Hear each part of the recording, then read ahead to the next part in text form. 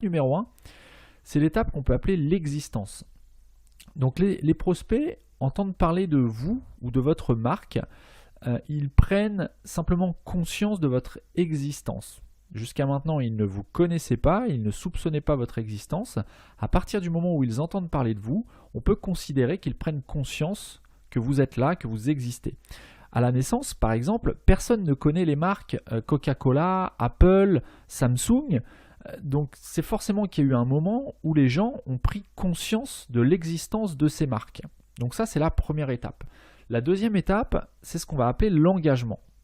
Dans cette étape, en fait, les gens commencent à vous suivre. Il y a une action de leur part. Ne serait-ce que l'action de vous suivre, c'est une action d'engagement. Ils peuvent lire soit des articles sur votre blog, sur votre site e-commerce, sur votre page Facebook, sur Twitter, peu importe.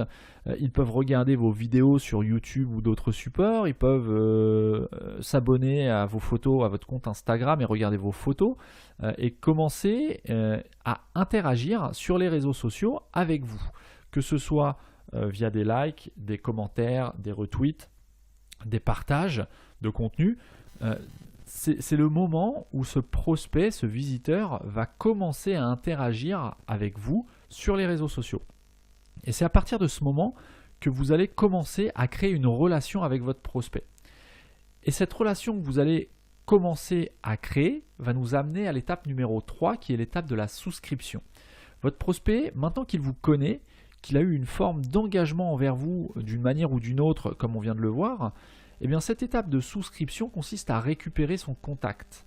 Si vous ne le faites pas, tout simplement avec la quantité de stimuli que nous avons chaque jour sur Internet, il y a de chances que ce même prospect, bien qu'il ait commencé à s'engager avec vous ou avec votre marque, le risque c'est qu'il parte et revienne plus jamais sur votre site ou voir vos contenus ou ce que vous avez à présenter, à proposer.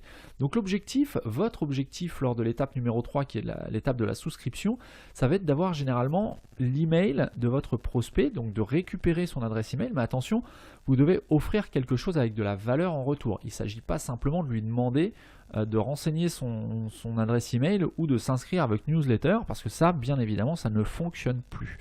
Donc ce que vous allez pouvoir offrir, ça peut être soit un contenu dématérialisé comme un e-book, une vidéo, un webinaire, un guide, une démo, un échantillon de votre produit physique, peu importe, il va falloir lui donner quelque chose en échange et justifier le fait qu'il ait besoin de renseigner son adresse email.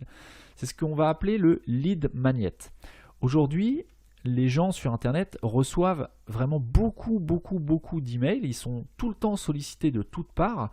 Ils ne veulent pas simplement être abonnés à une newsletter.